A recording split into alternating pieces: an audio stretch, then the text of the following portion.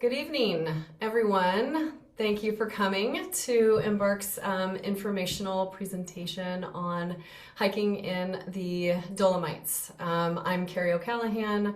I'm the Director of Adventure Experiences here at Embark. We are a small kind of international hiking company based out of Portland, Oregon. It's me and myself, Donovan Paschal, who own and operate the company. Yes, we are married. I was just in the Dolomites in September, had such a blast, and can't wait to talk to you a little bit more about it, educate you on what we offer there. I will have to say, I know that there are some people on this call who are already signed up for some of Embark's trips over there this coming fall. So this is going to be less about your specific trips and more just an overarching kind of explanation about hiking in the Dolomites and what we do over there. I want to tell you all about it, but I wanted to get off first with some cool imagery to kind of get us all in the hiking spirit. So here we go.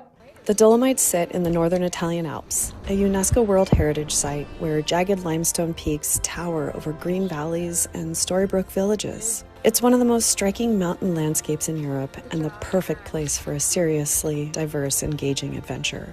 Hiking through the Dolomites will give you a taste of everything you want. High ridges, quiet valleys, and a unique mix of Italian and German culture. The huts and Rifugios are part of what makes the Dolomites special. Perched high on ridges or tucked against cliffs, they are a welcome haven at the end of a big day. Whether rustic or modern, they share the same spirit: hearty food, rich espresso, and the lively buzz of hikers swapping stories and laughter around communal tables. One of the best parts of hiking in the Dolomites is experiencing the Via Ferratas, climbing routes with cables, ladders, and rock walls. There are many differing levels of Via Ferratas, sometimes just for moderate exposures, other times for more extreme climbing on more vertical surfaces. For everyone, the Dolomites will challenge you mentally and physically with some of the most life-affirming experiences you've ever encountered. Ready to step into the Dolomites? Head over to Embark Exploration Co. Okay, you're already at Embark Exploration Co. Okay, so that should give us a little primer into what you can kind of expect: the imagery, the huts, the Via Ferratas, all of the things. But first, kind of high level, what is it to hike in the Dolomites? Trekking season, everybody wants to know when to do it, and it is very closely aligned with what us in the Northern Hemisphere would associate with summertime. For those in the trekking, the international trekking community, it actually is kind of a tight weather window. June through September. You can run those kind of shoulder months of like May or October, but you're running into a little bit more weather risk when you're going in those months, but it is done. It is hut-to-hut hiking, which is what makes it so fun and enticing. Our itineraries span on average 30 to 40 miles total over 6 or 7 days. We have a few different itineraries that we run. We do employ the use of Via Ferratas. Some people just go to the Dolomites to hike, and that's wonderful. But it's such an amazing infrastructure over there that we feel it would be a shame not to take advantage of that opportunity. But I will get a little bit more into the intricacies of the Via Ferratas here in a second. And then just a note that you are carrying your own 35 to 45 liter backpack with your clothing and your Via Ferrata gear. So Embark offers 3 different trip itineraries. 2 of them are very similar, and then 2 bases that we operate out of. One is Bolzano. That particular itinerary that we run out of there is less mileage, and it's more kind of Via Ferrata focused. And the other 2 are run out of Cortina, which I'm sure we're all hearing a lot about because of the Winter Olympics. Super cute, quaint, wonderful little Italian city. It feels more like a village.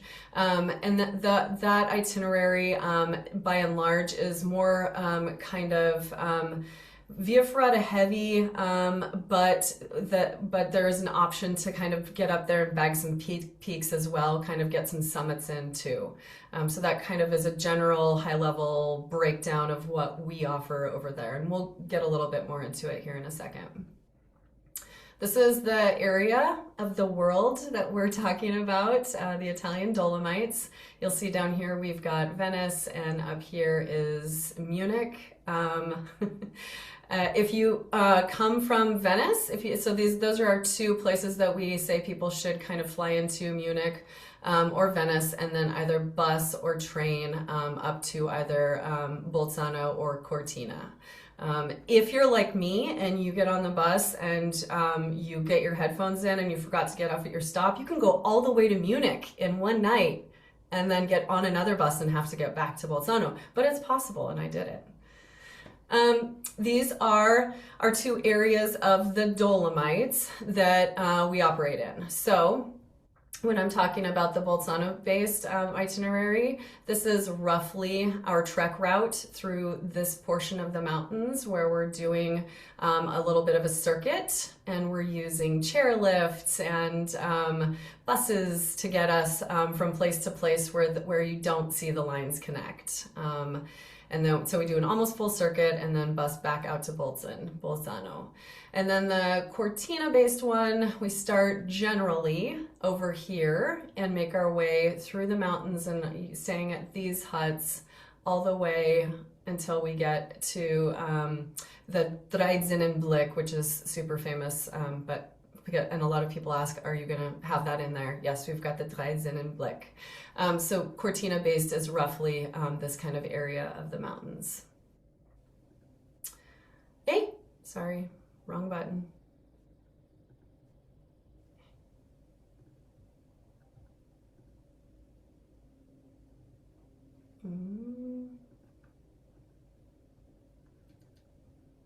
Hey Carrie, this is Sarah. I just want to announce myself. Hi. Good to see you. I had a glitch earlier in this, and I'm wondering if that is what is coming into play here. I'm sorry, everyone.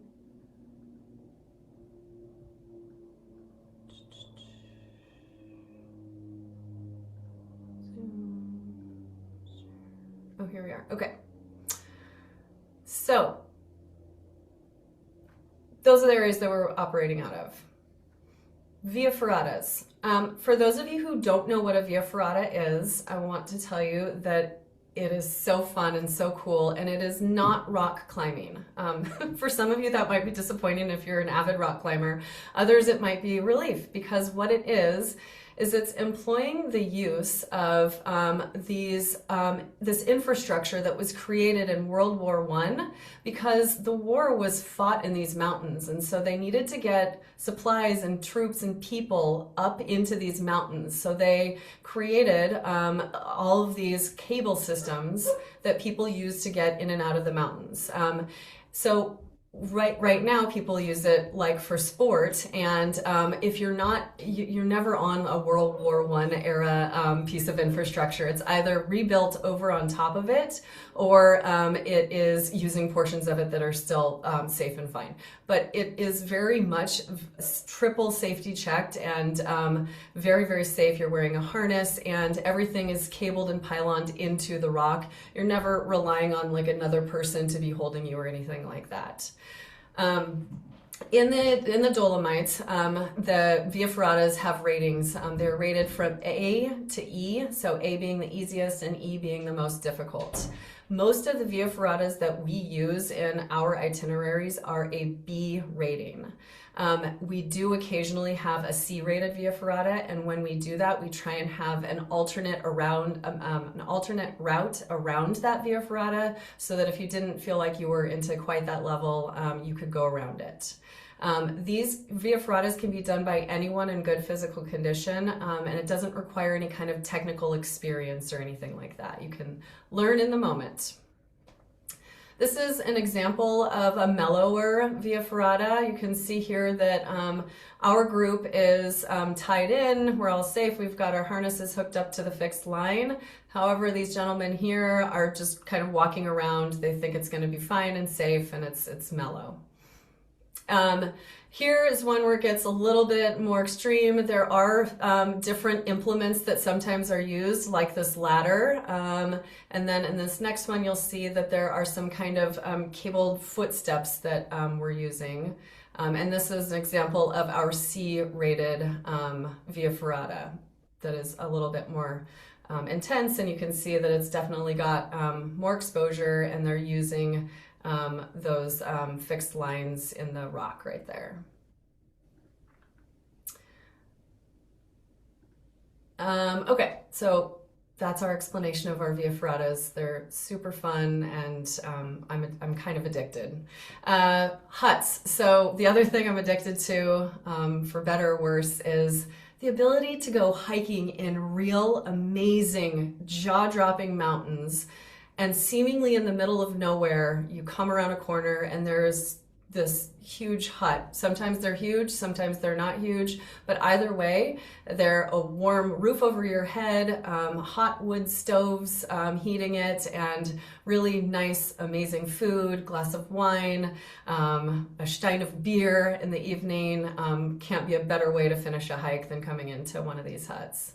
So you saw that hut before, and then now there's this hut here, which is huge and brand new, and literally all of them seem like they're in the middle of nowhere. And some of them are. Some of them have helicopter drops that get them their supplies during the season. And then you've got other huts that this one was celebrating its 100-year anniversary. So they all are very distinct and have their own vibe and personality. Lots of them have been handed down by generations of families. And it's just really fun to experience. It's a very cultural thing to experience these different huts. And no matter what, you can't deny walking in after a sea level Via Ferrata that you've been climbing for 5 hours, and you get in and you come across this. This is us coming into one of our kind of more modern huts in the afternoon. And we're walking into the drying room. They all have a room for drying because remember, some of these are also used in the wintertime for skiing. So they've got things to dry out ski boots, and then we can dry out our boots too. You store all of your backpacks and your boots and stuff in there. And breakfast in the morning, really nice atmospheres. It needs to be definitely said that this is all shared sleeping quarters in the huts, so anywhere from 5 to 20 beds, depending on the hut. Bring your earplugs. But all of them have mattresses and proper beds and bedding. You don't have to bring anything like that with you, no sleeping bags, nothing of that type. Okay. Moving on to kind of high level, the different itineraries that we run. This is some details about what we do in the Bolzano-based itinerary. So you come in to either Munich or Venice, and you get yourself to Bolzano, and we've got 2 nights at our hotel in Bolzano where we have a really comprehensive guide briefing, gear check, some tips and tricks on how to pack your bag if you've never packed a backpack like that before. So our guides will get you all outfitted and situated for that. We'll rent our Via Ferrata gear, and then after our 2 nights in Bolzano, we'll head off into the mountains. So for this one, you can see that our first Rifugio, which is what the Italians call it, it's called a Hütte in German. We only have 2 miles that day for that particular little stretch. Generally, when you see that it's only a couple miles, that means there's a Via Ferrata involved. So it's going to take us time, even though we're not doing a lot of mileage. And we've got about 1,500 feet elevation gain. The next one is the same because we've got another Via Ferrata, and we've got some gain and a little bit of loss. And then the next one is more of a hike day where at the beginning of the day, we're kind of descending 1,000 feet, and then we're ascending another 2,200 feet, 2,300 feet. Our kind of crux of this trip is the big Sassopiatto Via Ferrata. That's the C-grade Via Ferrata. And you can go around it if you want or need to, but it's 2.7 miles and 2,200 feet gain and 2,100 feet loss. And then finally, after that, we stay at a really notorious, in a good way, Rifugio, the Rifugio Bolzano, and we've got a 5-mile kind of descent of 20 and then 2,400 feet descent before we finally get to our final chairlift and descend back to the bus and get our bus back to our final night, time for celebration in Bolzano. We do have 2 different itineraries that are run out of Cortina. I'm going to highlight our main one and say that our ulterior one is one where we kind of lay over. So we use less huts in the other one than you see here, and we have a couple of layover days where we go kind of bag peaks. We go get some summits from those huts. And if you have more questions about that offline, I can send you the itinerary and go through it with you. But we're just going to highlight this one for now. So for both of them, we're staying 1 night in Cortina on the front end and 1 night in Cortina on the back end. And similar to the other one where you see a lower mileage, it means we're doing a Via Ferrata, but we start out kind of mellow, just getting started, getting the legs stretched, only 700 feet elevation gain. And then at Rifugio Lagazuoi, we're doing 3.5 miles, and that is more of a descent day. We go up to a peak in the morning, which is a really famous peak, and then we descend all the way to the valley, almost 2,000 feet that day. The next day, we've got the Lagazuoi tunnels, which are very famous for anybody who's done their research. They're old World War I tunnels, and they're really cool. And then a subsequent Via Ferrata, plus and minus 1,000 feet that day.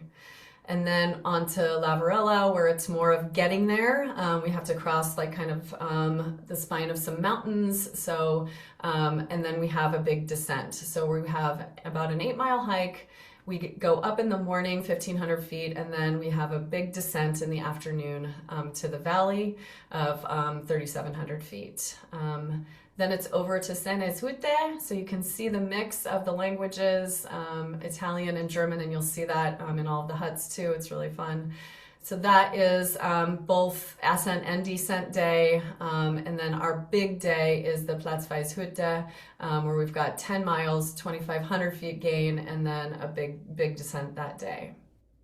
And then finally, we descend on our way to Cortina via the Tre Cime di Lavaredo, and 6 miles, 1,500 feet gain, and then 3,000 feet lost because we're getting back down into town before our final night in the hotel. Just high level, like what can you, if you've not been an Embark client before, what can you expect from us? We kind of pride ourselves on really guiding you through the process. We understand that these are big trips that people prepare a long time for, and we've been doing this for a long time. So we provide you with a really comprehensive kind of pre-trek informational materials, gear lists, training plans, video tutorials. I go through personally in Italy in a video and show you how to pack that bag. So all of that stuff. We have at least 2 group planning sessions prior to your trip. We'll have one at 6 months ahead of time, and then we'll have another one 1 month ahead of time to make sure that you're feeling kind of properly informed and supported right before your trip. And then just, we're pretty small and agile and hands-on, so we're very responsive, and we love what we do. We love bringing you to the remote corners of the world and providing that kind of personal touch and guidance that we know is nice to have on a big trip like this.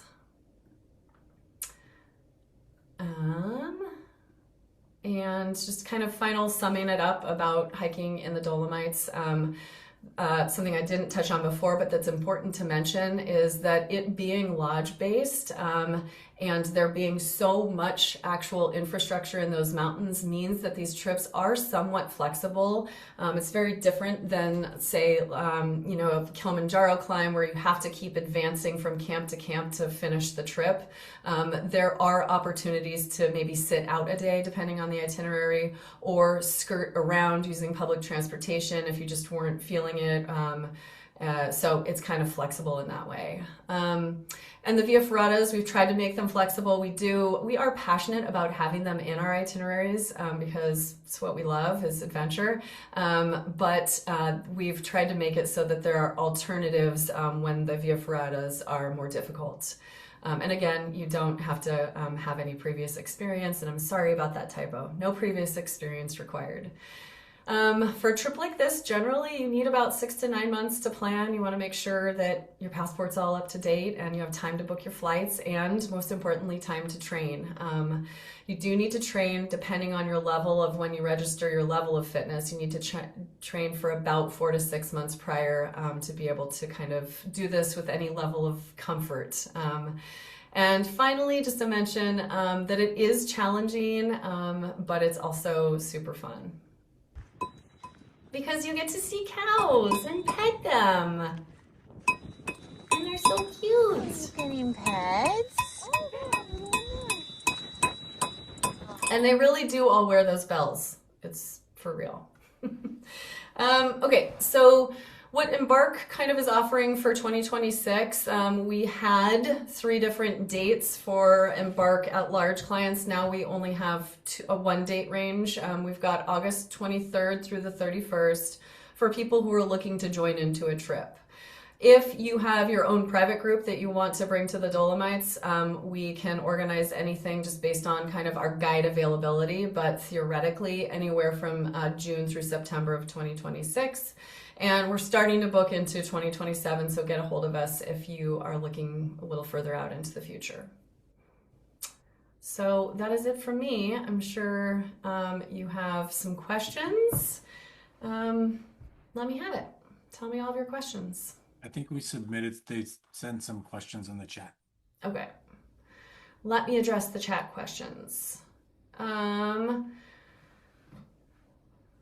It is not like the tea houses in Nepal. That is correct, Donovan. There is a lot more infrastructure and a lot more of a Western feel to these. Like you saw in the pictures, there's proper, beds and bedding and all of that, and the food is much more schnitzel and lots of hearty spätzle and German and Italian food. Really good charcuterie boards too. What is the elevation? So elevation tops out at around 8,000-9,000 feet. This isn't a trip where you have to deal with any kind of elevation issues at all, but we are gaining and losing some elevation. It is the mountains. What is the target weight for a bag? Is there an option to leave a bag behind with clothing for post-trek activities? So the target weight, that's a really good question. You probably would not want to exceed 30 to 35 pounds. That's about what you're probably going to be carrying once you put all of your personal clothing items, your snacks, and your water for the day, and your Via Ferrata gear. You're going to be probably at around 30 to 35 pounds.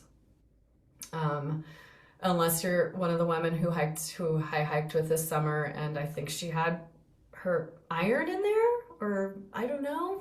I took her bag one day and I was like, what do you got in there? Maybe she had lots of snacks. Donovan has a good point on how does food work. So when you're in Cortina and Bolzano, breakfast and most dinners are covered. There's like one dinner that is out on your own because we figured people want to explore. There's another dinner that's covered and then lunches are on your own in Bolzano and Cortina. And then when you're fully out in the Dolomites and you're on trek, it's breakfast, lunch, and dinner is included in everything. And it's all served at the huts. So depending on the day, you're always going to get breakfast and dinner at the hut that we're staying in. So you wake up and get breakfast there. If we have a longer hike and we're not going to make it to our hut for lunch, we will stop. We have a hut planned where we'll stop to eat at that hut just for lunch, and then we'll keep going. When we get into our next hut, we'll unpack, and then where we're sleeping is where we'll have dinner. You do not need any kind of visa to get into Italy, or if you're flying into Germany at this point in time. So Bert just asked, what is the weight of the pack that we carry? I touched on that. Maybe you didn't hear me telling Wendy just now. It ideally should be 30 to 35 pounds. It's based on your ability to pack properly and efficiently. It's not a beauty contest. You do not need a set of pants for every single day we're going to be out there. You're going to be reusing things a lot of the time. And remember, snacks take up a lot of weight, so don't go overboard on the snacks. And any other questions, like, out loud?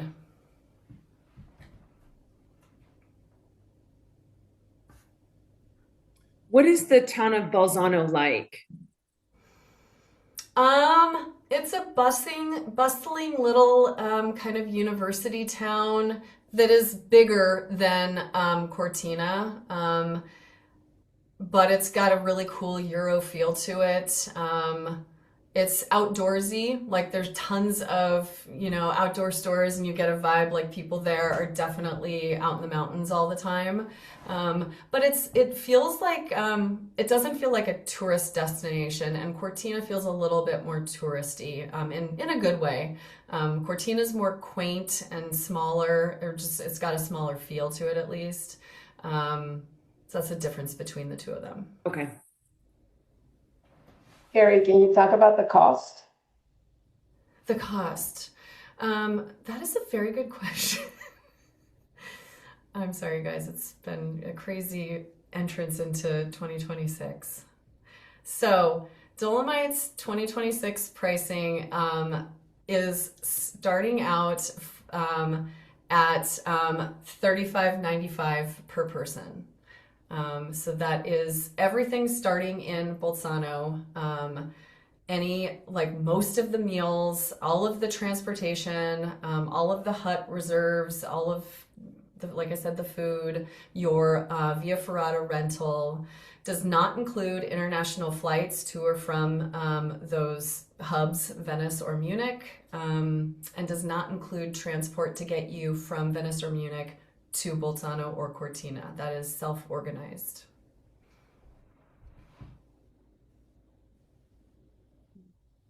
So the cost includes gear, or? It includes the Via Ferrata gear. Okay. You're responsible for bringing your own day pack and your boots and your hiking poles Okay. and all that. You can rent trekking poles if you want. Can you comment on water? Water is made up of hydrogen and oxygen. I think Sarah could probably tell us more about that. I knew that was coming. Poor Sarah. Wow. Okay, water on the trip is procured at the huts, and it's a good question Donovan asks, because even though I've talked all about the infrastructure and it's Europe and all of those things, some of the trips do not have potable water, so we do recommend bringing a filter or like an infrared kind of, the little stick that you put in your water to kill the bacteria. It only needs to be bacteria filtering. It does not need to be virus filtering. And again, that's just for a couple of the huts. Other ones, it is potable. What about foul weather? We always do have a plan B, C, D, and E, and F. And us being in the Dolomites and having easy access to and entry exit points makes it more surmountable than some of our destinations. But you'll notice once you sign up from our packing list that you're going to be bringing all of the gear for all of the weather. And it's the thing that we do when we go into the mountains is we're prepared for anything. We do have, easy communication in case of big emergency or anything like that. So don't worry about that, but you're going to need to come prepared for all kinds of weather. And Christina's asking how the water is provided. It's faucets in the huts, and then you're going to fill up your water bottles or your water bladders, and you can sometimes, just depending on the day, the guide will tell you what the day looks like. Sometimes you can just bring enough water for the morning and then refill in the afternoon, or the guide will tell you, no, water is scarce here, and you're going to need to bring all of your water that you're going to need for the whole hike today. And it's a very dry part of the world. So water is coveted and is very scarce. And you'll see at all of the huts that they say, please respect our water scarcity issues. So it's kind of a thing there. Carrie, I have a question. As far as luggage is concerned, I know we wanted, like you got to carry all your stuff from like for the trek. But what if I want to go somewhere else afterwards where I don't need my hiking boots and all that stuff? Is there a place I can keep Yeah. some clothes? So when you're hiking, you can store stuff at the hotel that you're not going to use during the hike. As far as after the hike is done, that typically there will be kind of in some train stations, they'll offer like lockers where you can lock stuff up in. But that will depend on where you're traveling and where you're coming from and where you're going to, and would need to be something you'd kind of need to research ahead of time. Okay, so the hotel is an option, The hotel's but an there's option also for lockers. like in between when we're trekking. And then you could call ahead to the hotel and say, hey, can I leave my stuff here if you're planning on coming back to that hotel, like on your own? Does that make sense? Oh, okay. So the starting hotel and the finishing hotel are not the same place. No. Sorry. Let me back up. The starting and finishing hotel in both Bolzano and Cortina are the same hotel. Okay. You can totally store stuff there that's associated with us and our hike because you're going to be coming back to that hotel. If you Okay. have subsequent travel, like I was there in September and people were going all over the place afterwards. If you needed somewhere to store your gear after the trip, I can't speak to the hotel being able to store your gear for that. Okay. No, I'm just looking for something to store gear. I'll bring everything with me when I leave. Okay. So, okay, thanks. And the gear, is that are there different sizes that you get fitted for this? Oh yeah. Yeah, but you just go to the store and they fit you for it. They have everything there. It's a gear rental shop. Do you mean the Via Ferrata gear? Yeah. Yeah. Yeah, there are different sizes. It's the harness and your helmet. So they'll take you in there and fit you with the proper things. Okay.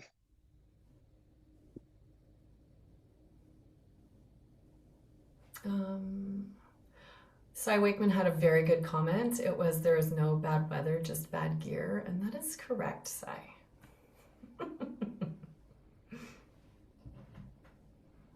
I was trained by the best, Carrie.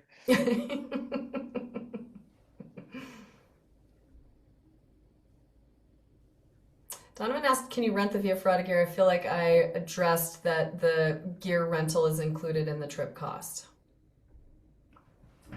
Just in case.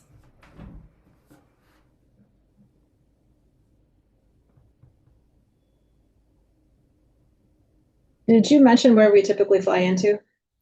Either Venice or Munich. Okay. To be honest, I mean, it's Europe and it's super well connected with trains and buses. Lots of people will come here and be doing stuff before and after in other places that are super easy to get to. So it's, as guidance, that's where you can fly into, but you don't have to. Okay.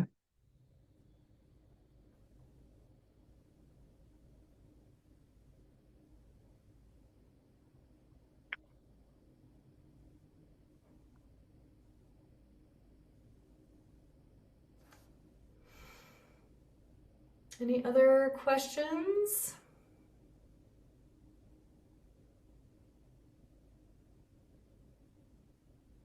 Okay.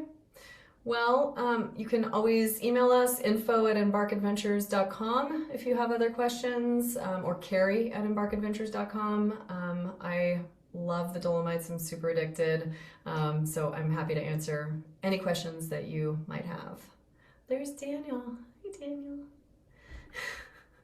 Hey, Carrie, when is the deadline to sign up? There isn't a deadline per se. However, with those last trips sold out like almost immediately, and then we put these ones back up on it. So I would get to it sooner than later.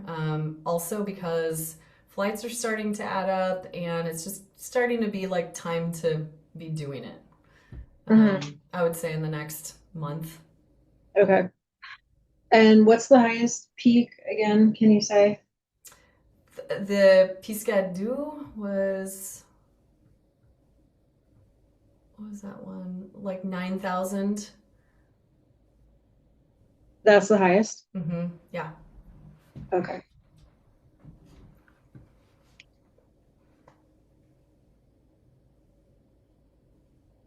Cool, thanks. Thank you, Carrie. Thank you, everyone.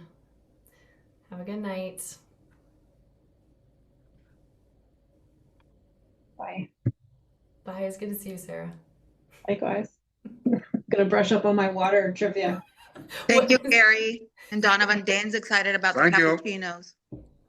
What about the cappuccino? Listen, our guides has the funniest quote. When you're in the Dolomites, the biggest debate is whether to cappuccino or nappuccino.